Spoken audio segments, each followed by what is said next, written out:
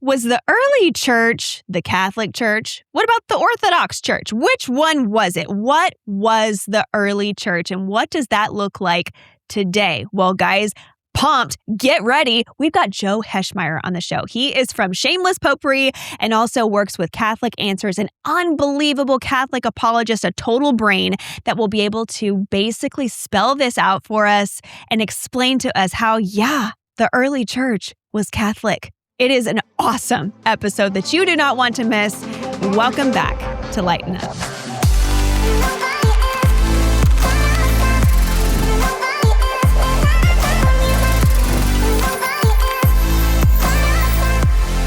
Welcome back to the Lighten Up podcast. My name is Hannah Cruz. If you haven't already, subscribe to this channel. The easiest way to support us, just click that subscribe button right there on YouTube or on Apple Podcasts, Spotify, wherever you are listening today. Like this video and share it with a friend, because I can tell you right now, you're going to love it and your friend's going to love it. So you have to share this video. But before we get into today's video, I had to remind you, we are on Patreon. And guys, starting on Friday, we are going to be reading together in our book club this book, Stunned by Scripture, How the Bible Made Me Catholic by Dr. John Bergsma. It is a transformative book. It has scriptural evidence of why the Catholic faith is absolutely the church that Jesus establishes, the coolest ever. And so we're going to start reading that in our book club, and we begin on Friday. So grab the book, become a Patreon member, and join us every single Friday as we go through this brand new book together.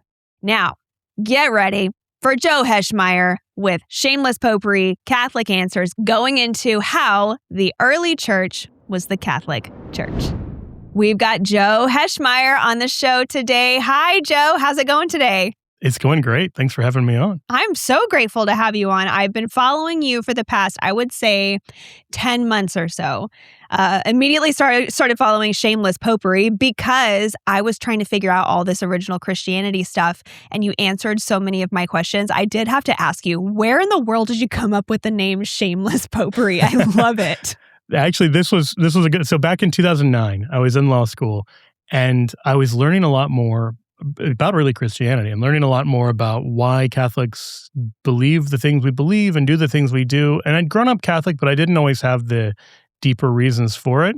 So I wanted to create a blog that shared these insights and these kind of findings. And 2009, those of you watching who are old enough, everyone had a blog back in those days. It's true, a written one on the internet. Exactly. I mean, YouTube was like 5 years old at the time. So yes, people hadn't really captured video as a form of communication nearly as much as they have today. So anyway, I start this blog and I'm trying to come up with a name for it. And I'm just hitting a wall because everything I'm choosing sounds way too like sanctimonious and self-serious. Yeah. And it's like Catholic defense, Catholicism contra mundum, like Catholicism against the world, like all of these things. I'm like, none of these fit. And I mentioned this to a friend of mine who is a Dutch Reformed Protestant, like a Calvinist. Oh, wow. That's fancy. And it takes him like a second to be like, Shameless Popery. I was like, no, that's brilliant, Don. And so, it's witty. Professor Don Roth these days. He is the genius behind the name. That is awesome. So then you did grow up Catholic and you did have that foundation, which I think is helpful for somebody like me who didn't and who knew nothing about anything involving my own church history. And so following you was helpful, and understanding things from a Catholic perspective, which I was always told what Catholics believe from a Protestant perspective. And so that was very helpful for me. And then I did pick up your book, which is The Early Church Was the Catholic Church. Bro, you did amazing with this book. You did so good, because I think that it was it was good in capturing what one side was saying and what the other side actually meant. And that's what I think I appreciated by it, because it was able to kind of put all of the puzzle pieces together. So then I guess my first question would be, for those who are watching who might have a non-denominational background like me that are completely ignorant about their own church history, about the history of Christianity itself, how was the early church Catholic? How was it not Protestant in the least? Yeah, it's Catholic both in its beliefs and in its structure. Meaning it doesn't just believe Catholic things, it is the visible Catholic Church. Now, when I say that, understand that the mustard seed is meant to grow into the mustard tree. So maybe that's a good place to start. Jesus, when he compares the kingdom, describes it as a mustard seed that grows into a mustard tree, and the mustard tree is to be the largest of the plants of the garden. And there's this desire people have to want to copy what they imagine early Christianity to be. They want to imitate it and kind of recreate the mustard seed, but that's not actually what we're called to as Christians. What we're called to as Christians is to find the mustard tree that's now grown up. Now, seeing the seed slowly forming into the sapling and then the young tree, that makes it easier to connect those dots, because if you only have the church today and the church you read about in the first century, you might not know how do we get from point A to point B. And that process of growth, which is in the image itself, like when Jesus describes the mustard seed becoming a mustard tree, there's growth and development. All of those things are built in. But it's growth from within. It's not an accretion of something corrupting it from the outside. It is the internal working out of the seed as it grows into what it was meant to become all along. So that's what we're called to do. So one of the reasons we should care about early Christianity is to say, okay, I've got this idea of what I imagine the early Christians were like. And I imagine they agreed with me and my denomination and my church. And when pressed on it, most of us don't have a lot of evidence for that. Right. It's kind of a vibe we get from reading the New Testament. But then when you read the other writings from this time period, it's just so clear that we're misreading the New Testament, because this is not the world that the New Testament is operating in. And things are much more structured. And the beliefs they have are very clear on issues like baptism, the Eucharist, bishops, and you reject that at your own kind of peril. You know, one thing I include in the book particularly is, how do we know which gospels belong in the Bible? Yeah. Leave aside the really hard cases of should we have Esther and Sirach. Just take the really easy one. How do we know Matthew, Mark, Luke, and John belong in the Bible? Nobody in the Bible tells us that. There's not some fifth book that tells us about these other four books. Yeah. And even if there had been a fifth book, how do we know to accept that one? What is the basis upon which we know the true gospels from the false gospels? And that whole question involves how much we can trust the Holy Spirit working through history. How much can we trust that when we receive these writings, we're receiving them as God breathed, because God has revealed to us that that's how we should treat them. But we don't know that just by intuition, and we don't know that from any explicit testimony in the books themselves. The books are inspired but don't claim to be inspired, which is one of the strange kind of paradox. Our knowledge about that isn't coming from inside the Gospels. It's coming about the Gospels. So I include that story. So if we trace the early Christian history, we can make sense of why they believed all of these things and how we get the Bible. But all that is to say, as you said at the outset, that they're way more way more Catholic than a lot of other Christians recognize. And then they read the Church Fathers, they read these early Christian sources, and it's often very eye-opening. I had a lot of questions whenever I started this whole journey, and sometimes it felt overwhelming to find the answer. All I wanted was the truth, not someone's opinion, just the cold, hard truth. Thankfully, that's where Truthly steps in. It's like the ChatGPT of all of your original Christianity questions. And you won't just get someone's opinion, you'll get the truth. Again, this is called Truthly AI. It is the coolest ever if you're curious about the Catholic faith, or if you're already Catholic and you want to go deeper. This app is for you. Truthly will answer any question that you have on doctrine, scripture, moral theology, and give you tested and approved Christian teachings that have been preserved for 2,000 years, okay? This is awesome. But not just that, you can also ask Truthly about good movies to watch, things that are appropriate for your kids, what's in the news, all the things. Their mission basically is just super simple. It's just to help as many people as possible know the truth about Jesus and his church, and to make it very easy and very possible for you to share the truth with others too. So don't miss out. Try Truthly today. The link is in the description, and your first week is free. That's what freaked me out. I think honestly, that's kind of where I started. I read Rome Sweet Home in the start of all this, trying to understand why some of the most brilliant minds of our generation were either Catholic or Catholic curious. I was starting to have questions about the foundations of the evangelical roots that I had. And so, when I started looking at the early church, I started, yes, with things like Rome Sweet Home and a couple of other books, but then I was like, okay, well, let me just actually read the early church. So I got this Early Church Fathers collection book too. I think that Bishop Robert Barron probably helped put this together.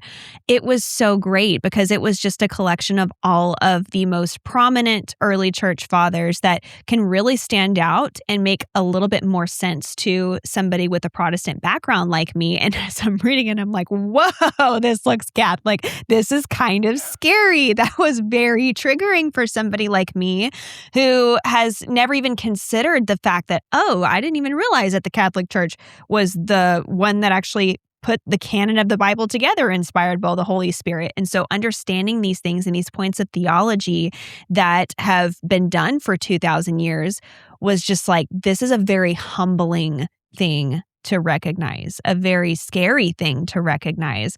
So then my next question for you would be, because as I'm looking at this and as I'm seeing, whoa, this looks Catholic, and then watching the debates and all these things, I see these Protestant apologists that claim the claim that, well, yes, the Catholic Church was the one that put the canon of the Bible together, that is considered like one of the earliest forms of Christianity, but after the Reformation, we reformed it to look more like the early church. So now we've got these Protestant reformers who have reformed it to look more like what it used to because the Vatican came in and like messed things up and all this. So what do you have to say to that when these apologists speak in that way?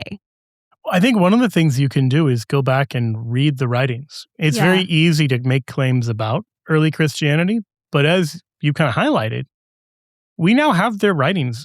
A huge number of these writings are available for free in English. You can get a book like the Word on Fire collection that you talked about. Mm-hmm. There's a huge multi-volume work called the Ante-Nicene Fathers and then the Nicene Fathers and Post-Nicene Fathers. And you can also just get, so let's see, CCEL, Christian Classics Ethereal Library, and New Advent both have large collections on their websites. So if somebody tells you, oh, Ignatius of Antioch believed this or believed that, you don't have to just take their word for it anymore. You can go and read these writings for yourself. And over again, you'll find that there's a much stronger case for the Catholic side than one would imagine. Mm-hmm. So with the history of, the biblical canon itself, it's a really kind of complicated and messy history. Mm-hmm. But one of the important points we have quite early on is the letter to Africanus written by Origen. And this is written in the late 100s or maybe the very early 200s. And in this letter, Origen is writing and mentions in passing that there are certain books used by the churches. And he mentions Tobit and Judith, and that there are sections of Daniel, like they have the longer form of Daniel that's not in the Protestant Bible today. Mm-hmm. And he mentions that these are not used by the Jews of his day. Now, there's actually a whole history on the Jewish side about when the Jewish canon formed. A lot of people assume that the Jewish Old Testament must have been set sometime long before Jesus. I grew up hearing evangelicals claim there'd been 400 years of divine silence where they had the Old Testament and it just seemed like God had fallen silent. And none of that is true. None of that is actually the belief of Jews in Jesus' day. Jesus is very clear. The law and the prophets testify until John. We find Anna the prophetess in Luke 2. We find people who clearly understand that John the Baptist is a prophet, and nobody finds it weird that there are still prophets going around. Even writers like Josephus talk about prophets after this time that allegedly there weren't any more prophets in Israel. So we know that's just not true. Like, that is not a true version of the story from the Jewish perspective. And the reality is there were still prophets, and there were still people claiming to speak oracles on behalf of God, and there were still disputes about what the exact boundaries were of what we would now call the Old Testament. And so you have, at one extreme, the Sadducees, who only accept the first 5 books of the Bible. And so Jesus, when he interacts with them, only quotes from those books. And then you have other groups of Jews that have more books that they include in their Bible, and there are some that are disputed, and what you're going to get in Judea as opposed to Greek-speaking areas, it's all going to be different. And all of this changes in a pretty radical way in the late 1st century after the temple is destroyed. And there is this major kind of reaction within Judaism to anything that seems too Greek. And so on the Jewish side, there are books that are previously considered inspired that are then treated not as inspired and explicitly because, for example, they're written in Greek. Well, a Christian isn't going to go along with that line of reasoning at all because we believe the entire New Testament is inspired and it's written in Greek. Mm-hmm. So you can't just take this idea that, well, God would never inspire scripture in Greek without completely cutting yourself off from the New Testament. Yeah. So that's just so all that's to say, the history is complicated and we have these popular narratives about it that aren't true. But this idea that there was just this set Old Testament that looked like the Protestant Old Testament at the time of Jesus, I don't know any non-evangelical scholars of any denomination, religion, or lack of religion who believe that still. Yeah. Like there's overwhelming evidence that that is not the case. And we have, for example, within the Jewish Talmud, we have records of debates amongst rabbis centuries after the time of Christ, debating Sirach, debating Song of Solomon, debating Esther, debating Baruch, whether these books belonged in the Bible or not. And in fact, the Talmud even quotes Sirach as scripture. So on the particular question of, how do we get the Bible we've got, the church plays a really important role. And people who imagine they're just going back to the Bible that everybody knew was the Bible, either within Judaism or early Christianity, it just isn't historically plausible. It just does not hold up at all to any kind of historical scrutiny. The church plays this really important role in determining which books we regard as canonical, and we're going in one direction while the Jews who had rejected Christ go in a different direction. But the Jews at the time of Christ were much more open to those books that we ended up having in our Old Testament. Yeah, and doesn't Paul mention that the pillar and foundation of truth He does. is actually the church? And Yeah. most us evangelicals and Protestants, if you asked us that question, what is the pillar and foundation of truth? We would say the Bible, because we are all about the Bible. It's sola scriptura. But yet Paul says the opposite. And then he also says to hold fast to our traditions, whether by word of mouth or by letter. And so it does make sense to me that, I guess the early church would potentially be the Catholic Church because Paul talks about that. And so why would the early church, though, be the Catholic Church and then not the Orthodox Church? Because that's a position that people like me get in. We're like, okay, well, we know that it's probably not Protestantism here because it's basically a new theology that was created post the 1500s. So it's got to be Catholic or Orthodox. Which one do I pick? How is the early church not Orthodox? Or is it still kind of, and yet it's, I don't know, like which one do we pick? Yeah, it's a great question because there are a lot of ways of trying to tackle the question, because you could even make it a little more complicated and say, well, should I be Eastern Orthodox or Oriental Orthodox? So, Orthodox in places like Egypt they're in a different communion than Orthodox in places like Russia. And so then the question becomes, well, if I'm an outsider trying to make sense of all of this, how do I know? And there are some Christological questions that are pretty hyper-specific that you can get into about the natures of Christ and the difference between monophysitism, miaphysitism, and diaphysitism. Those are really complicated. So the idea that an ordinary layperson is going to have to sort that out to know whether or not Oriental Orthodoxy is correct, and then to sort out something like the Filioque, whether the Holy Spirit proceeds from the Father through the Son, or whether the Holy Spirit proceeds from the Father through the Son in the economy, but not in the immanent nature of the Trinity. I mean, all those questions get hyper in the weeds, super in depth really quickly. And I want to just call a flag on the play and just say, I don't think this is a biblical way of finding the church. That when you look at the New Testament, nobody is being forced to do deep theology before they can figure out whether to follow Jesus or to be part of his church. Because there is very clearly a visible church at the time of Jesus. Now, there are also very clearly people who are preaching something else without authorization. And one of the easiest places you can see this, and I promise, I'm going to answer the question. But I love this. Take a little setting it biblical up. digression. Okay, wonderful. In Acts 15, we're told that some men came down from Judea and were teaching the brethren, unless you are circumcised according to the custom of Moses, you cannot be saved. This is one of the first heresies that we deal with, what's called the Judaizer heresy. But what we should notice is that it's not just that they're teaching something false, they're also coming down without authorization. And this is going to be a recurring theme in Acts 15, that they are just doing their own thing without authority. Yeah. And so Paul and Barnabas debate them, and then we're told in verse 3, so being sent on their way by the church, they passed through both Phoenicia and Samaria. But it was actually, I missed it in verse 2. Paul and Barnabas and some of the others were appointed to go up to Jerusalem to the apostles and the elders about this question. So in the first 3 verses, we see the Judaizers came down, they weren't sent down, that the church appoints Paul and Barnabas to go up, and that Paul and Barnabas are sent on their way by the church. That level of emphasis, to have that stressed 3 times in 3 verses, is not a coincidence. Right. And so what do we find when they get there? Well, they are taken, they were welcomed by the church and the apostles and the elders. And then at this point, some believers who belonged to the party of the Pharisees rose up, and then they talked about this alleged need to keep to the Mosaic law. And then we're told that the apostles and the elders were gathered together to consider the matter. And after there'd been much debate, Peter arose and said, "Brethren, you know that in the early days, God made a choice among you that by my mouth the Gentiles should hear the word of the gospel and believe." And then after Peter gives his instructions, the crowd falls silent. So they'd been debating.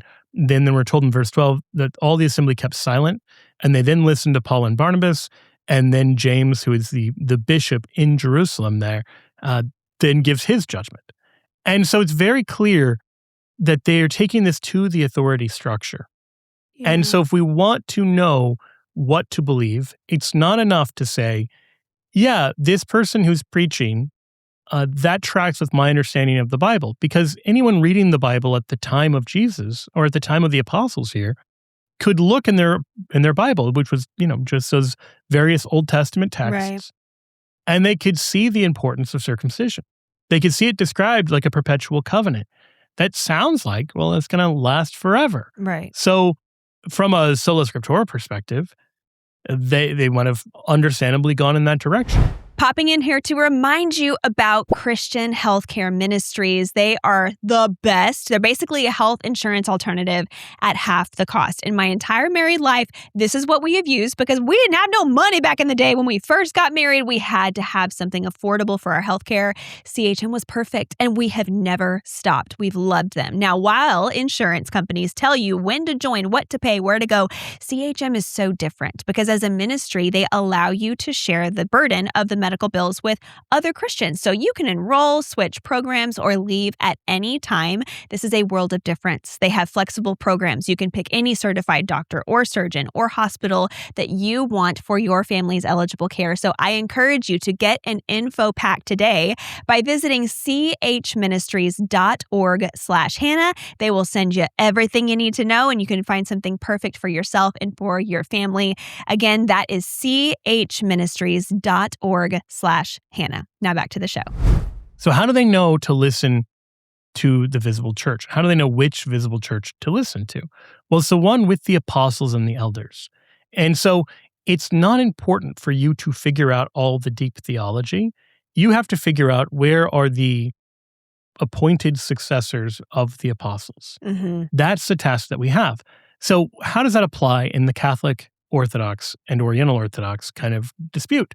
Because all 3 sides can claim with a good deal of legitimacy, we have succession going back to the apostles, and we can trace it. Yeah. Well, there's 2 things that I think are important tiebreakers, if you will.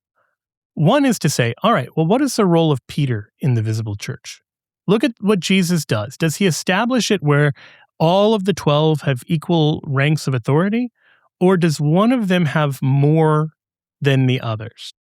Now, if you go throughout the rest of the Old Testament and the New Testament, you can find all these examples where there's somebody with whom the buck stops. Yeah. The father in the family, the patriarchs, the judges, the high priest among the priests, the king in the kingdom, that over and over and over again, even if many people are called to lead, somebody in particular is called to lead in a special way. And so this is true as well with the flock of Christ. In John 10, Jesus talks about how he wants there to be one flock with one shepherd. Now, he has sheep and other flocks, even at the time, right? There are, of course, faithful Jews, but he's very clear that there are Samaritans and Gentiles who are God-fearing as well. Mm-hmm. And he wants to gather them together so there can be one flock. And then in John 21, Jesus entrusts the care of this whole flock to St. Peter. He asks him to feed his lambs and tend his sheep. And so both the lambs and the sheep are entrusted to the care of Peter. Now, one of the ways this has been understood throughout history is that it is both the care of the ordinary lay people, but also the care of the other leaders of the church. Yeah. That the babies in the faith and the grown-ups are both being entrusted, the entire flock. And there's no other individual apostle who receives that kind of authority. Right. Or that kind of task, that they're not entrusted. They might be called to tend one part of the flock, but nobody's handed over the keys to the entire flock. Right. And then you compare this to like Matthew 16, where Jesus changes Simon's name to Peter, which means rock. And, there's this big debate about the meaning of upon this rock I'll build my church. Yeah, because in the Protestant world, they say it's the faith that right, is the or rock, it's right? Jesus, or it's Jesus, basically anything other than Peter. Right. Either way, you can leave that aside and look at the very next words, because Jesus says that he will give him, like Peter, he says, I will give you, and it's you singular, the keys of the kingdom of heaven. And whenever you, singular, bind on earth will be bound in heaven. And whenever you, singular, loose on earth will be loosed in heaven. Now, Protestants who know their Bible somewhat well are going to say, but doesn't he give that same authority to the entire church in Matthew 18? Sort of. He gives part of that. He gives the binding and the loosening. He never actually, we don't see him giving the keys. Right. But he gives a binding and loosening to the church collectively, which is why we can do things like Acts 15 settles this dispute. The church speaks on behalf of God in council, and they can say it seemed good to the Holy Spirit and to us, and they can issue judgment with the force of divine judgment. But the fact that he gives that corporate authority in Matthew 18, but also gives it to Peter individually in Matthew 16, should be setting off huge red flags, because that's exactly the Catholic model. Right. That you can have the councils of the church acting infallibly, or the Pope can act infallibly. Well, in the Orthodox model, you have councils that act infallibly, but not the Pope. And in the Protestant model, nobody can act infallibly. So when you say which of these three models is the one we find in the Bible, lo and behold, it's the Catholic one. Now, there are a lot of questions left sort of a little bit undetermined in Scripture about the exact nature and scope of how do you live out that kind of leadership. And that's true across the board. If somebody said, I believe in the two-parent family, I believe the father's the head of the family, that leaves a lot of questions open about, well, what does that look like in practice? Right. And so I want to say, just if you say, well, maybe the Pope goes too far sometimes. And I say, yeah, that might be true. Maybe a dad goes too far sometimes. Yeah. Like, this is the question we have here is, what is the structure created by Jesus that he wants for us? Not how do fallible humans screw that up sometimes?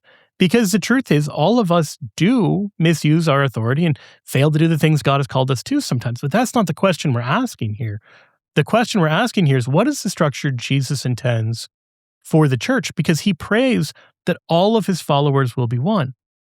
Now, I would suggest, if the papacy is true, if this Petrine leadership, this authority given to Peter, really is the model that he has for the church, then we have a clear way that all the church can be one. We can all be in union with the Pope. And if that doesn't exist, I don't know how we could possibly ever be one. I press Protestants on this question a lot. Yeah. To say, like, what would it take to get all the different Protestant denominations to agree? And no one has an answer to this question, as far as I can tell. You can have more Bible studies, you can do all of these things, and they're not going to work. They haven't worked for 500 years.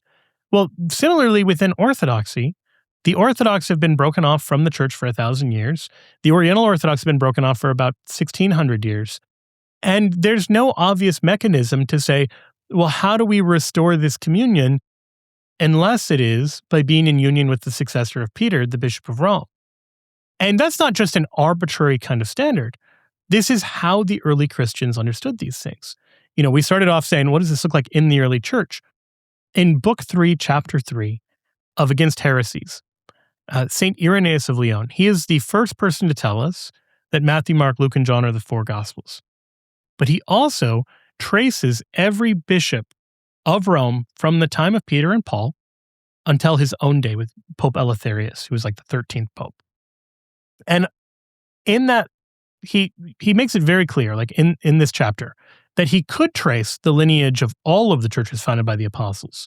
And we actually have that documented elsewhere. Tertullian says something similar. Yes. That all of the churches founded by apostles can tell you the exact succession of bishops that they'd had. Right. Because they thought it was very important to show this kind of apostolic pedigree. Mm-hmm. So you might say, well, why is this French bishop who grew up in Smyrna in the East not tracing Smyrna, which is an ancient church that we see Ignatius write a letter to in 107. We see it in Scripture itself. Why doesn't he trace the history of his own church in Smyrna?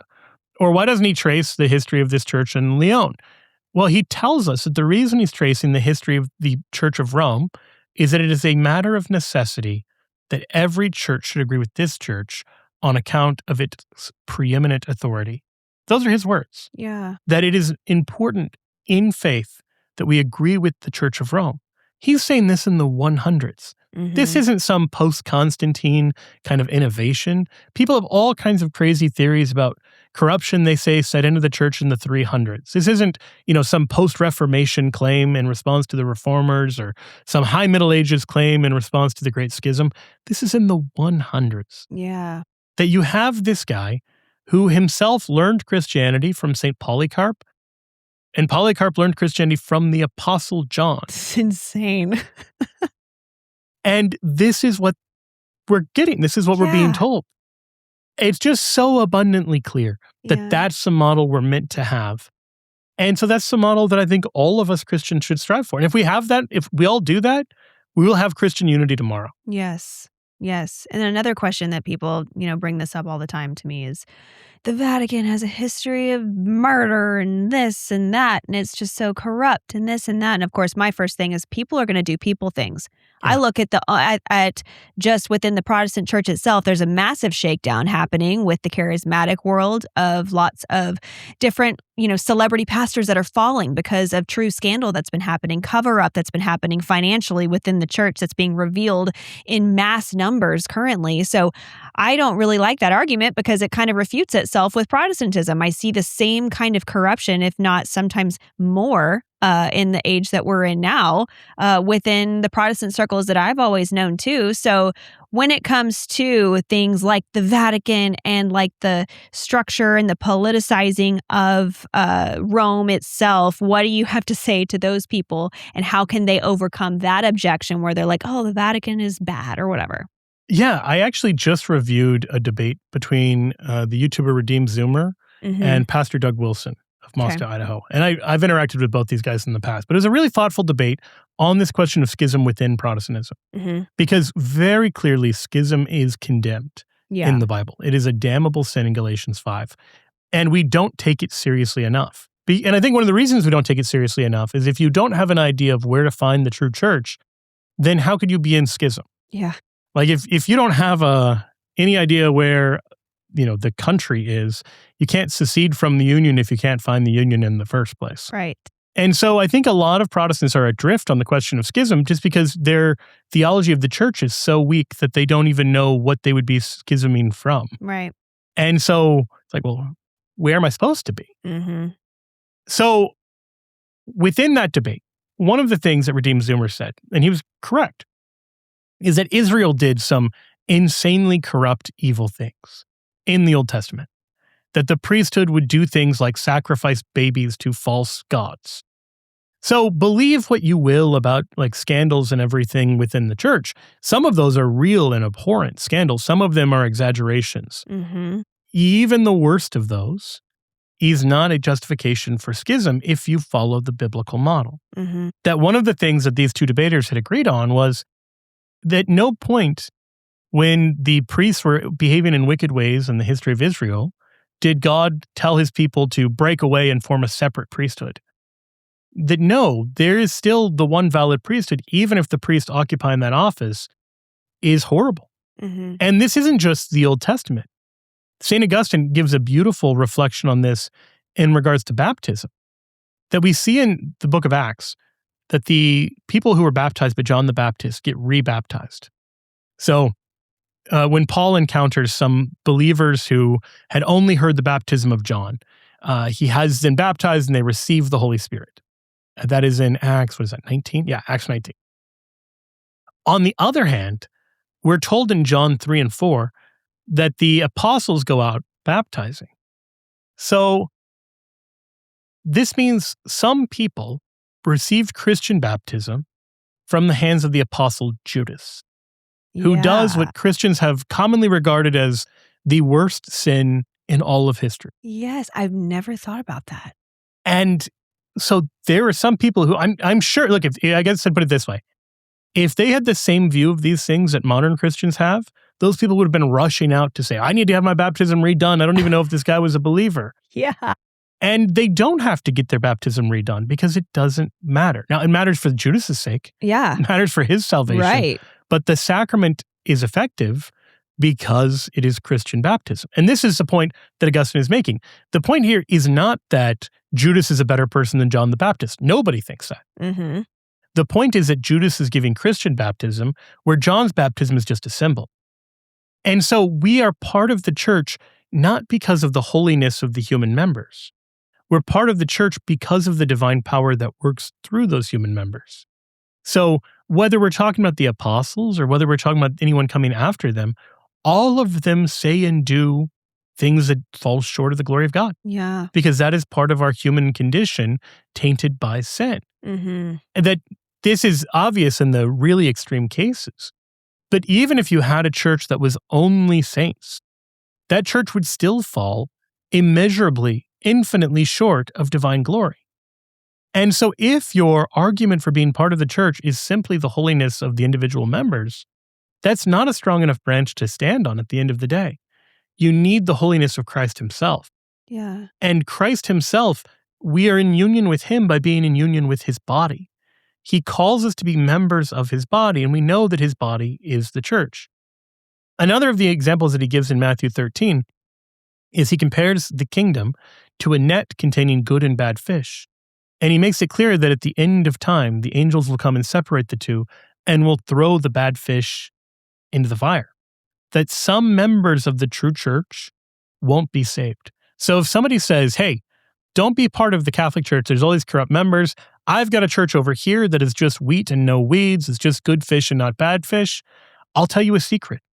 That is a false church. How do we know it's a false church? Because the true church described by Jesus has wheat and weeds. It has good fish and bad fish. And anyone who doubts that can go read Matthew 13 for themselves. So when you tell me there are bad Catholics, it's like, yeah, I would expect that. That's baked in from the beginning. I've read the Old Testament. Yeah. For the New Testament. There were bad Israelites. There were bad Christians from the start.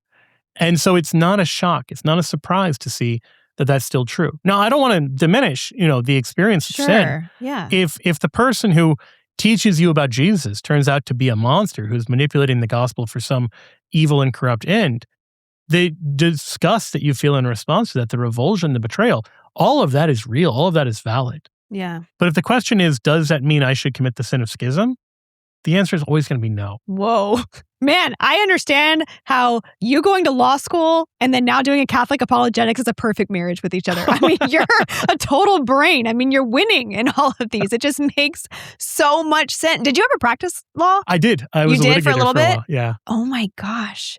That is so cool. I love to see how God, with all of us, in our walk with him and in the specific gifts and the talents that he gives us, he manifests himself in the coolest way for his glory. And I think that that's what I love about what you have done is I can see how the gifts that he clearly gave you and the intellect that he's given you, it's manifesting his glory. It's pointing everything towards the truth, towards the true church, and towards Jesus. And that is such a testament to people like me who are probably not as smart and a little ignorant about all these things, but yet we want to know the truth and we want to know what the roots of the Christian faith is that we love so very much. And so I appreciate everything that you've said. I could probably talk to you for 4 hours because I learn so much as I go, but I do want to encourage people to get your book and also to follow you because I have found that not only has this book helped me,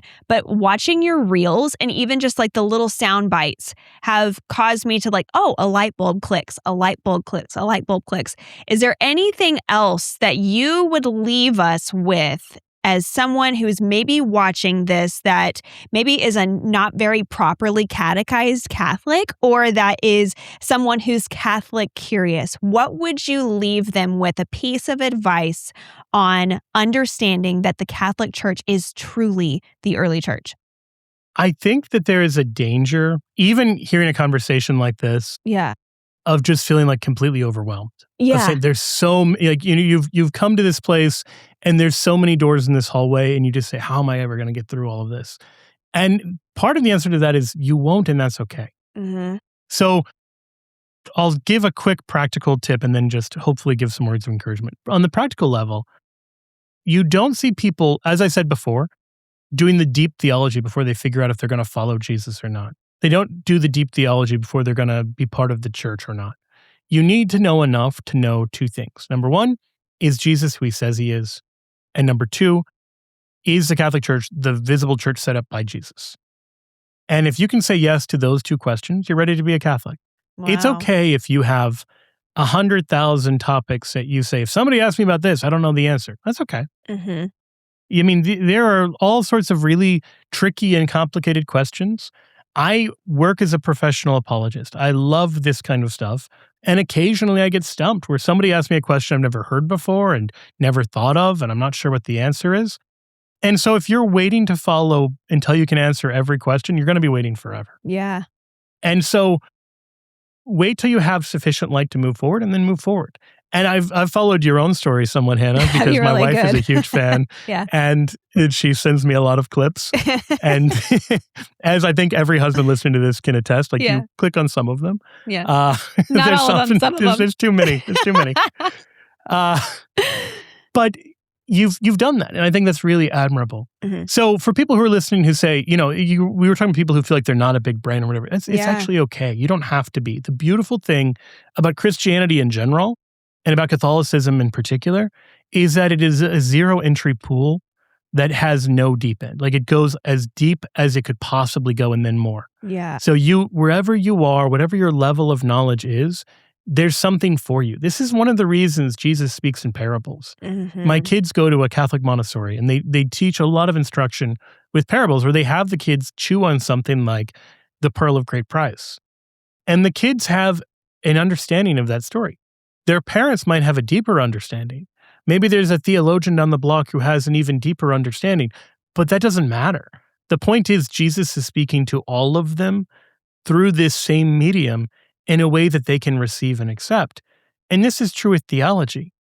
You have something you can learn today that'll bring you closer to knowing and loving God. And this, by the way, is why we do it. It's not to win a trivia contest. Yeah. If I can give a quick example here. Yes, please. There was a priest who used this illustration really well. He took, I think it was an altar boy, it might have even been an altar girl. I don't remember, and that's actually part of the point of the story. And he asked 3 questions, like, what is your favorite color? Maybe what's your favorite sport? Something else. And he did this mid-homily, which I'm not crazy about, weird, dramatic, but this worked really effectively. Okay. Because he got the answers to these questions. And it's a big parish. And so he says, look, the vast majority of you don't know this kid. And you're not going to remember what his answers were. But someday, God willing, he's going to find a young woman, they're going to fall in love, and she's going to want to know all about him. And it'll matter to her what his preferences are, what his passions are, what he really cares about. And he said this is the same way we should think about God and theology. That if you don't have this relationship of love with God, then theology is just trivia. Yes. But if you do love God, then you want to know more about his desires. So I think we should be on guard for a certain false discipleship, a discipleship that says, I love Jesus, I don't need theology. Isn't it enough to just love him? Well, if you love someone and don't care at all about what their thoughts are, if you love someone and don't care what their preferences are, I think something's actually wrong in your relationship. Big time. If somebody said, like, what does your wife do for fun? And I just drew a blank and was like, I don't know. It's like, that's religion. That's not relationship. Exactly. That is just relationship. Yes. Like, that is a healthy relationship involves coming to know more about the other person and loving them and finding out what they care about and caring about those things. and probably clicking on more Instagram links than I would normally click on. That's the nature of this thing. And so it's okay if you're someone watching this and you say, I'm not a theologian, this is not my normal cup of tea.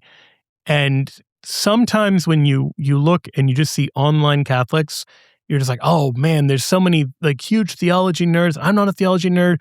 Is there a place for me? There is. Yeah. There is a place for you. And in fact, some of the most effective evangelization being done right now in the church is just grandmas. Yeah. It's just people having you over for a cup of coffee and listening to your problems. Mm-hmm. It's not theologians. And I'm not knocking theologians. I had just said, I think there's a beautiful role of theology, but ordinary people living out that relationship, understanding God as best they can and sharing that love with other people, that's what this is about. Yes. It's almost like, and I like to explain it like this, like I feel like I've walked into a cave full of treasure that I have never discovered before.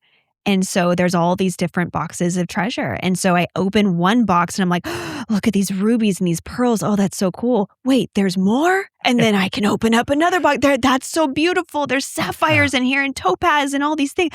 And so it's just, it's a world of discovery that I think that people in the circles that I've always grown up with, they say that's religion and that is not good. But I'm like, no, this is deeper relationship that I've just simply never tapped into. It's all relationship. And it's not a bad thing. This is the most beautiful thing to be able to discover the God who made the universe and his son who established a church in this way. I get to discover more of it and more of it. And it will never end until the day that I die. Like that is the coolest thing in the world. Why wouldn't I want that? Why wouldn't I want to just see everything that he has to offer me and realize that I was just settling for crumbs and there's meat and potatoes over here? Like, I'd much rather do that. That is so cool and so enlightening. I so appreciate your input and your insights in all of this. It is such a wealth of information. Where can people find you? And if they want to contact you or chat with you or whatever it is, I know you do work with Catholic Answers, correct? I do. So we have the website Catholic.com. I've got the YouTube channel Shameless Popery. So it's a weekly apologetics channel. As you mentioned, Vanessa, who I work with, she chops up some of the longer episodes and makes them into more digestible reels and everything else. So she's good at capturing the standalone points within the broader. Yeah. You know, I'm sure anyone watching this doesn't need to be told, I sometimes go a little long. I love it. So she's good at capturing the gems. And then, you can find me, as I said, Catholic.com or YouTube, Shameless Popery, or wherever you listen to podcasts. And then I also do a lot of live speaking appearances. So people have invited me all over the place to come and speak. So it's a real joy. It's a real joy to get to do this. As you said, it's just opening one treasure chest after another. Even having grown up Catholic, even having done this for all these years, there'll be times where somebody asks me to do a talk on a subject I've never done it on before. And I have to go digging around in the treasure trove and I pull something out and I'm just like, wow, I didn't even know this was in there. And it's so beautiful. It's what a joy to get to be part of that. It really is a foretaste of heaven on earth. I agree. I'm seeing it and I'm feeling it. Man, Joe Heschmeyer, Shameless Popery, thank you again so much for coming on the Lighten Up podcast today. My pleasure. Wow. That was great. That was so cool. Love the fact that we got to have Joe on the show today. Thank you again, Joe, so very much. If you want to follow him, all of the links are in the description. Have to remind you again, guys, subscribe to this channel. We have so much more awesome content coming up for you. And also, if you want to join our book club, go over and click the link in the description for our Patreon and join us every single Friday as we learn more about this original Christianity stuff, which looks pretty Catholic. Let's just say that now. This was fun. Thank you again so very much for watching the Lighten Up podcast, and we'll see you next time.